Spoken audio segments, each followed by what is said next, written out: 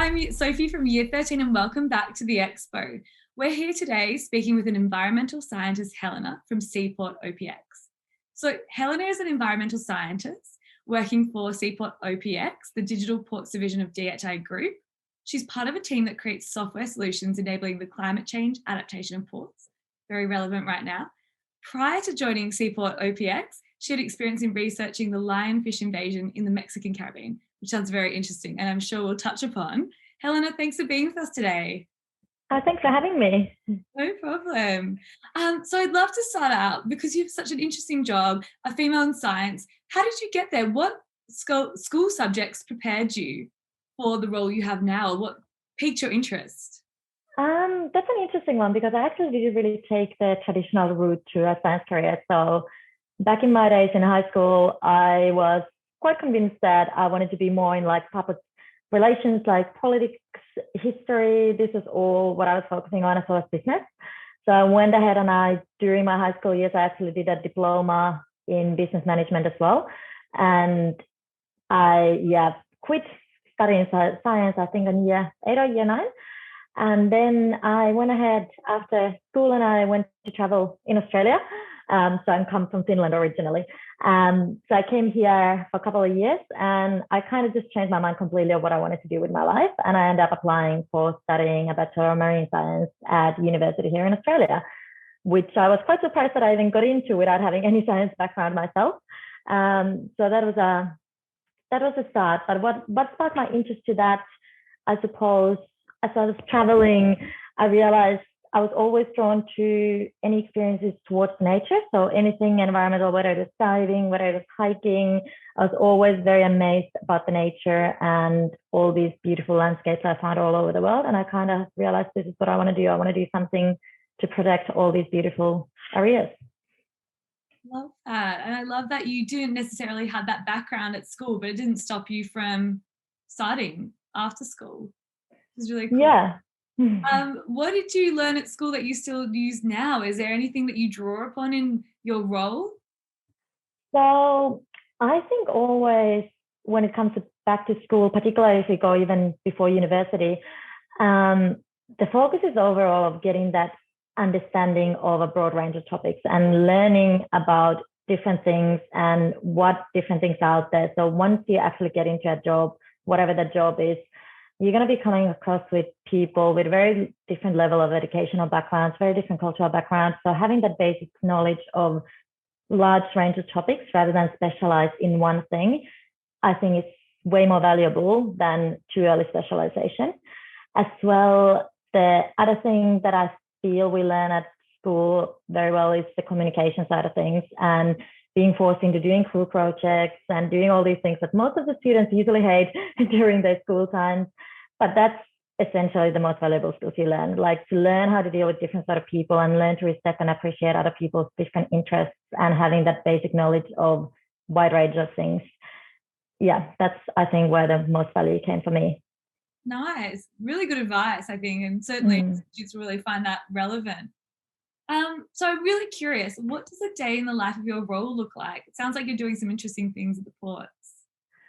So my role is a bit of a diverse one. So I'm working across in our port services team. So what my division of our company does, we service our existing clients. So we're in charge of any user training. We're in charge that software is user friendly. We plan the design of the user interfaces. And essentially, we communicate with all of our clients on day to day. So one day I might be having user training workshops. Normally, we'd like to do those face to face, but nowadays we do a lot online due to the overall situation in the world, as well as we're growing a lot. So we have clients actually in all continents. So obviously, we can't really get to everywhere every day. So I do interact with them a lot. I do a lot of project management. So I communicate across our different teams. So I communicate between our engineers and our developers and our management to manage all our like new development workflows that are sitting under me. And yeah, so some days I'm in the office, some days I'm at the port with some of our clients. I go to networking events. It's a bit of a mix of things. Interesting. And could you clarify for our audience, what does Seaport OPX do in Australia? Oh yeah, that's probably something we should have started on. So yeah, so what we do is we provide software solutions for ports. So we started, our company began a few years ago through collaboration with Port of Brisbane, where we designed under-keel clearance software, which essentially means that when big ships come into port, they have different constraints and different rules of when they can transit through the channels. And one of the key things is how much water there is underneath the keel of the vessel. So our software essentially helps the ports to plan these large vessel transits and bring bigger ships into the port with more time and with more flexibility on the scheduling. So that's where we started. And since then, we've started ranging into a lot more topics. So we also analyze mooring of big ships in port. So we plan on what's the most optimal way of mooring a vessel. And we also do towards optimization. And now most recently, we've got into the environmental space, which is why I'm with our company. So we just launched our climate change modeling tool earlier this year, and we're working on sedimentation management at the moment. Fascinating. I think if you don't see the ports and you don't understand this is a real life problem, you can't understand there's many careers that can, or many, chances to work in this industry. Can I ask? Definitely. Perhaps this is naive. So you're working out of Brisbane. Does the Great Barrier Reef come into play at all when you're using your modelling software? So at the moment, we don't have any operational clients in our ports further north from Brisbane. We've done some work with a few of the ports north from there, but not in the operational sense. So we're not having to take into account of the Great Barrier Reef Marine Park Authority or the rules over there. But if we would work for one of the ports up there, that would definitely be one of the big questions, because there is a whole different rule for vessels transiting through the marine park. So yeah, when big vessels come into port, they have, for example, government ordered pilotage that comes through. So they send a different captain on the vessel to transit through the Great Barrier Reef before they even are able to come to the port waters.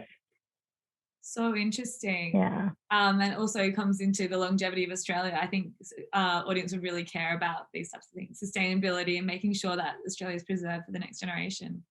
Definitely. This takes me to, I'm really curious about your experience researching the Lionfish Invasion in the Mexican Caribbean. Sounds fascinating. Could you elaborate a little bit more on your time there, what you did? Yeah, so that was a fun little project I did while I was still at university. So I decided to take one of my semesters and look for an internship for myself. And I ended up finding this one research station in the Mexican Caribbean that was working on the ecology of the Lionfish Invasion. So essentially when I was there, we were going out in the water and catching lionfish.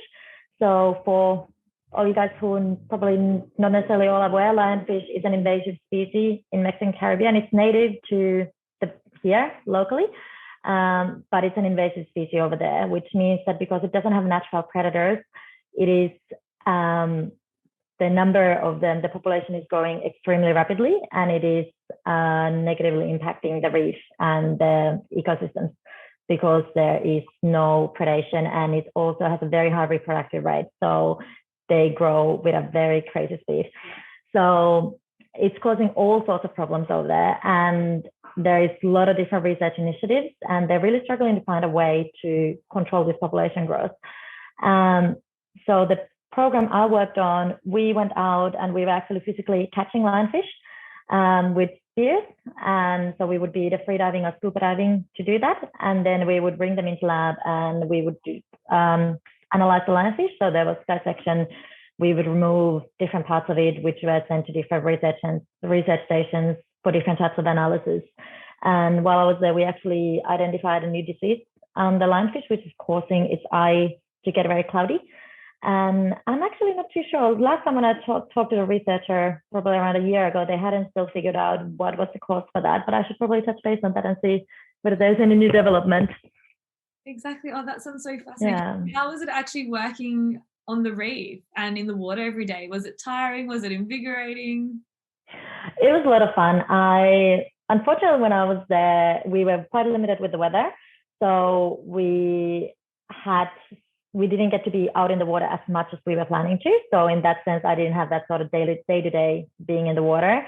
But that's kind of what initially sparked my interest in this sort of career as well. I really wanted to be out in the field and be in the water. And it is amazing. Like, it is amazing that your office is pulling on a wetsuit and grabbing a spear and going in the water. Completely. It sounds like you've taken quite a journey to getting where you are today, which I think is important for our audience to understand, that no career path is linear. You can do many different things. Definitely. What gives you satisfaction in your role, either as an environmental scientist or, working at Seaport OPX? I think I really love the complexity of the challenges we have across our whole company. So working in the water environment is very difficult when it comes to, for example, our engineers. Like, solving issues in water is just so much more complex than doing it on land. There's just too many variables to take into account. Obviously, I'm not an engineer myself, so I can't speak too much for themselves, but knowing just that, like, we are doing new technology as well all the time. So we are not a cardboard solution that when we get a new client, this is it, and we'll just give it to them. We need to reconfigure everything to these new environments, and different ports have different challenges. Some ports are driven by wave climate, for example. They are challenged by a lot of wave exposure, whereas other ports are further inland and they're challenged by sedimentation through the river. So it's all very different. Then on top of that, software team then has to be able to put these massive models that we're running on the background, we have to be able to make them run in an operational tool, because our whole business model is the idea that instead all these things that were usually done as consultancy studies from engineering firms, we're putting it into a software that the client can use it themselves. So there is a huge step from bringing these massive engineering models that can take days or weeks to run to make it into something that a VTS, vessel traffic officer, can run with a couple of clicks and get results in 5 minutes in a port. And then on top of that, all of our client-facing people, so us in the services team as well as our business development side of things, we have a big challenge of building trust with our clients, because what we do, it's very, like, we work in a very risky environment. Like, if something goes wrong in any of these situations when it comes to huge 400-meter vessels, we are talking about not just big environmental catastrophes, but actually, like, there is danger to human life as well. So for our clients to be able, for them to use a software, they really need to trust that we know what we're doing, and that they can trust that whenever they use our software, they can trust those results. So we have to work really hard to make sure that all of our users are trained appropriately and they understand and they can interpret everything. But on top of that, that they just have that full trust to us, and they know that if anything goes wrong, they can contact us anytime. We have 24/7 support team, and we're always there for our clients. So yeah, I think that's the biggest thing, being able to see how you can actually help people's daily lives in a way of, like, taking stress off from all these operators in the port who are making these big decisions, and being able to support them, as well as, yeah, doing something that has big environmental impacts as well. We have using our software has, like, seriously impacted the number of vessel emissions or dredging requirements on different clients, which is then direct environmental impact. So you talked about the satisfaction you have in your role and the challenges. It sounds like they're intertwined, really. So because you're working with real world problems, can be greatly satisfying. What is your biggest achievement in the role so far, or in your career? My biggest achievement? That's an interesting one. I feel like in this particular role, I've only been here a year and a half. And I feel like I'm still, like, in this exciting phase that I'm constantly learning new things. And I'm really glad to be in a workplace where I get given different challenges all the time. And because having such a diverse role, every time I finish a project or I feel like, okay, now I've learned this thing, I get given new opportunities to learn and grow. So I think one thing I could say as an achievement was Which relates to, I guess, I felt was the biggest challenge when I got in was getting into an field that I didn't really know anything about. I mean, I didn't really, when I got into the idea of wanting to study marine science, I never thought I would work for the port industry or work in maritime. I also didn't think I would be working in numerical modeling or engineering side of things, or software. So it's like the whole combination of everything it is was very new for me. And therefore, there was so much to learn and understand in a short amount of time, because I was quite quickly in a situation that I was client faced and everything. And as I just said earlier about the trust and that we have to build with our clients, so trying to grasp that understanding of a whole new industry that is obviously massive. It's not just limited to the maritime or like the marine side of things where we operate, but it's also the whole terrestrial side of things, whereas once the vessels come into port and they get unloaded, and what happens on the land side of things, like all the transport out of the port and all the land side environmental impacts as well.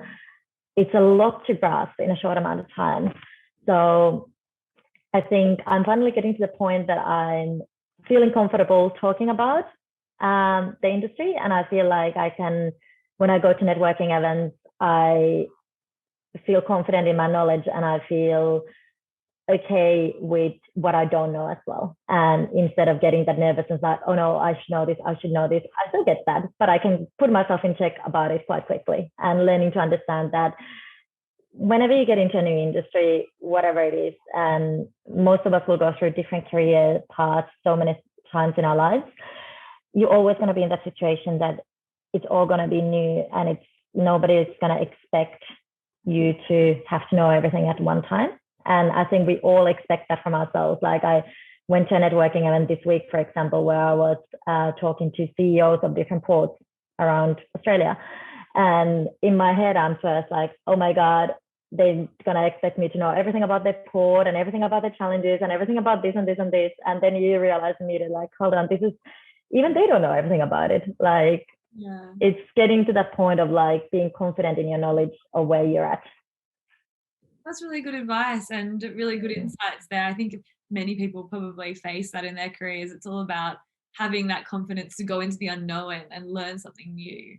Yeah, like you've done that so well. I guess that moves me to my next question. It sounds like you've got into the port industry through your science background.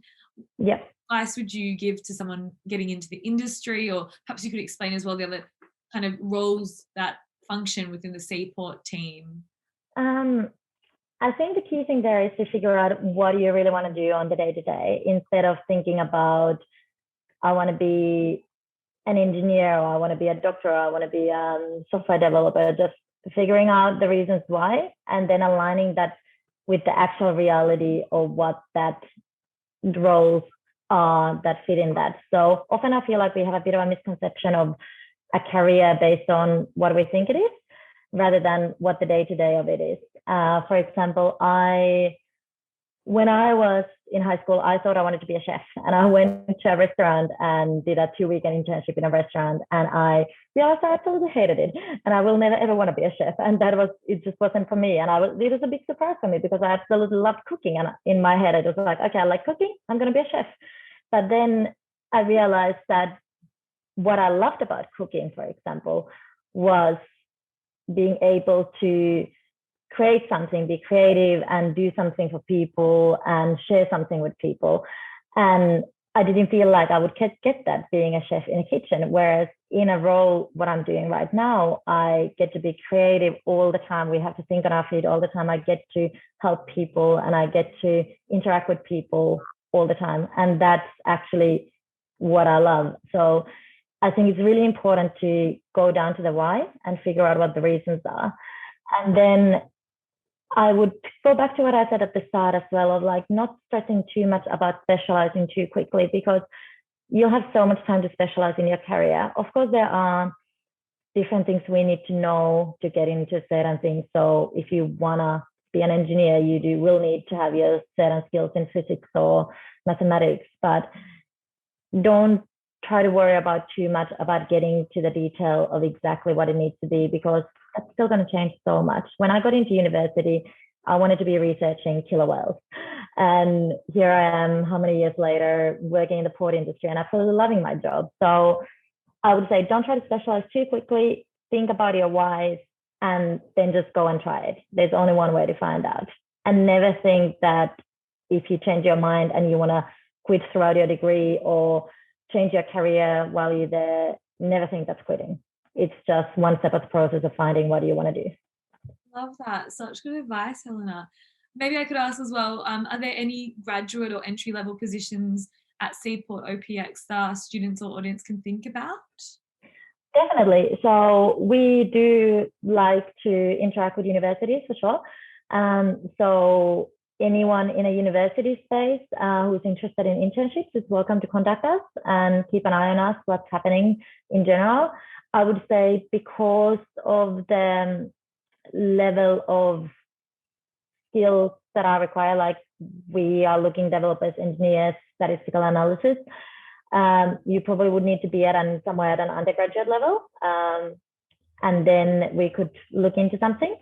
But yeah, we definitely hire people straight from graduate. So I came into this job pretty much straight after my bachelor's degree as well.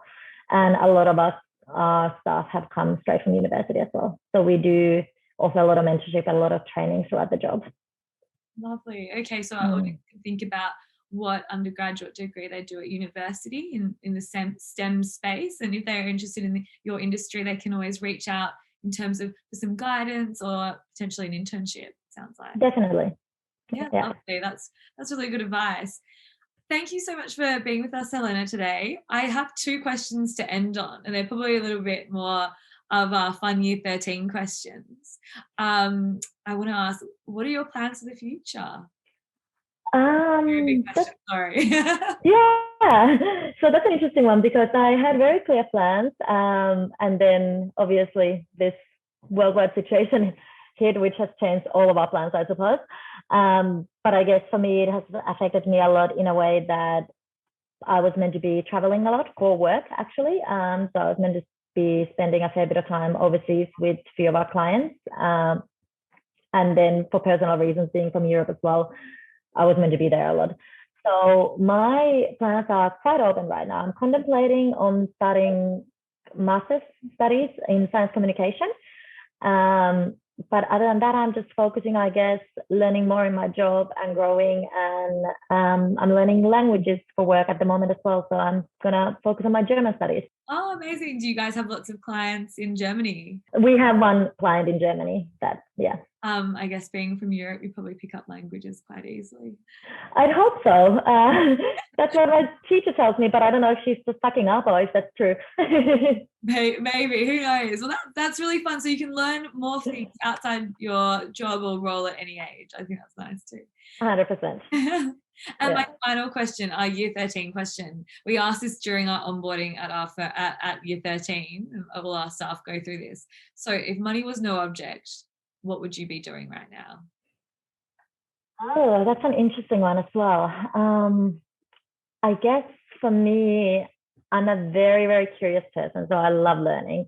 So if it wouldn't be limited by having to have an income, I'd probably be widening my range, focusing on larger scale topics and just immersing myself to different things for a certain amount of time and then continue on to something else. And I guess I would also spend more time in my creative side. So I love painting. I've started playing piano around a year ago, so very recently. And I just recently got into Latin dancing as well. So I'm loving all of that side of things. And I'm really getting a lot of fulfillment and joy from having that creative side and embracing that. So I would probably spend more time on that as well. Amazing. It sounds like you're a really diverse individual, Helena. I try to. Sometimes too much. That's always good to hear. Well, we're really grateful. Thank you so much for sharing your journey and all things on being an environmental scientist. And we'd love to thank Seaport OPX for the opportunity to have you speak today. Anytime. Thank you very much for having us. And yes, like I said earlier, if you guys, anyone who watches this is interested in our company or what we do, you're always more than welcome to reach out just for a chat, just to find out anything. So yeah. Fabulous, great offer. And I mean, to reach out, please make an inquiry through their Year 13 profile. Thanks Perfect. so much. Thank you. Bye.